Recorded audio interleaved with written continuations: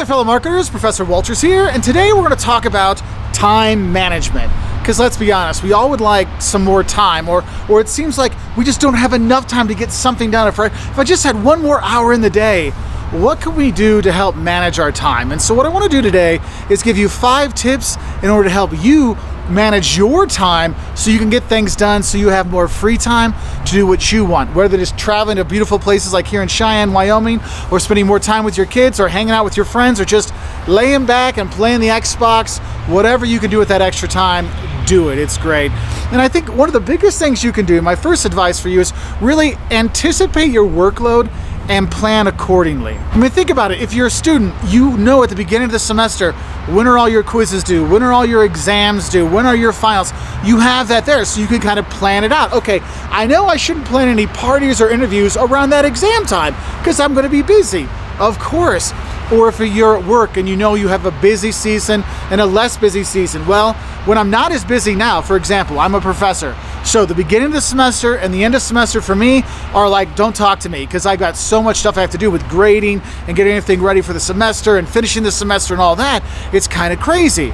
So I know, hey, why don't I take some of that downtime in October or in September now and film some videos to get some things done early, so I'm not rushing at the end of the semester or at the beginning of the semester to get these things done. So anticipate your workload and plan accordingly, because you don't want to be trying to study, cram 5 textbooks into your brain the day before an exam. It's not the way to do it. So anticipate, plan, and don't procrastinate. And that's our second thing of what you shouldn't do, is don't procrastinate. When you know you have something due, do it. And I'll be honest, this is the hardest thing about time management, is getting yourself off your butt and doing things. Because really you have to force yourself. Because I mean, think about it.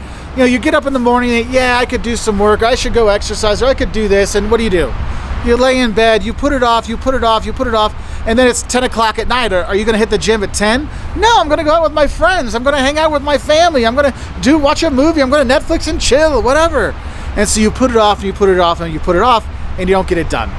So what you really have to do, it takes a change in your mentality. You have to say, no, I'm going to do this. And that might be, setting up, a schedule for yourself, or something to be like, look, no, I get up in the morning, I hit the gym, then I have my breakfast, and I get to work and do this, because then it helps you to really force yourself. Okay, it's 10, I'm working on this. It's 11, I'm working on this. Because the more you procrastinate, the more it takes up your time, and then you're rushing to finish things, which makes the time even more tighter and more stressful, which makes things worse, okay? So don't procrastinate. You got to get off your butt and do things. And sometimes, kind of going along with what I was talking about, kind of like making that list, is actually really making a list. Have that to-do list. But the thing is, when you make a daily to-do list, it's not, let's list 100 things we're going to do today, because let's be honest, when was the last time you did 100 things in one day?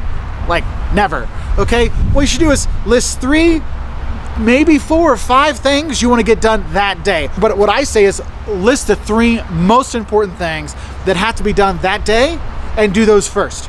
Look, I have to get these 3 things done. Do this, this, and this. Okay, now we're free to do something else. But make that daily to-do list and make it a focused to-do list. Because you make too many things, you get demotivated. But you get those 3 things done, I got my 3 big things done, I can go do something else today. And the thing is to make that list easier, my next tip for you is divide up your big projects into smaller, manageable pieces. Because when you get a big project at work or a big project at school, it's kind of like, oh my God, we have a 30-page project due? Oh man, I got to sell $100,000 worth of seed or $100,000 worth of cars in 2 days. I mean, it becomes a lot on your shoulders, a lot of pressure. But if you start breaking it down into smaller pieces, then you can manage smaller pieces. It's kind of like, remember when you were little and your parents would like clean your room, and you look and you're like, there's no way this room could get clean. There's 400 G.I. Joes here, 500 Ben 10s over there, and what? My clothes and clean underwear, where do they go? That's the dirty clothes pile. You're like, it's too much. But if you go, know what? I'm going to pick up my clothes, and then I'll do the G.I. Joes, and then I'll do the Ben 10s. Well, if you do it that way, it's like, oh, that one part's done, and that other part's done. And it's like, oh, I'm accomplishing something. No, your entire room isn't clean, but parts of it are. And by having those kind of different segments of your project really helps you feel like you accomplished things, and it gets you going. And you can say, no, I got something done today. The project's maybe not all the way done, but the first section is done. The first topic is done. The first paragraph of the essay is done. you've done that, because you really can't get scared of that big picture, okay? And then the fifth tip I have for you is if you're working and you work with people that you can delegate to, delegate. Now, I'm not saying do no work and push it off to everybody else, but if there's people you work with and it's part of their job to get things done, delegate it to them.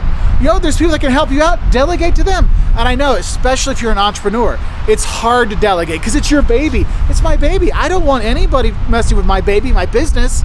Sometimes you have to delegate. You let that assistant manager do something. You let your sales associates do some stuff for you. You let the wait staff take care of some ordering for you. You find things that you can delegate away and delegate it away so they can do it and you're not having to do it. It's not always something easy. I mean, for me, like us trying to clean the house, look, I know my kids aren't going to clean hardly anything, but I can delegate a few things that I know they're going to get done. Hey guys, you want to play the Xbox or the Switch? Basement's got to be clean. That basement is beautiful afterwards. Hey guys, do the dishes, okay? And they'll do that. And I know I can delegate those two things and I can focus on other parts of the house.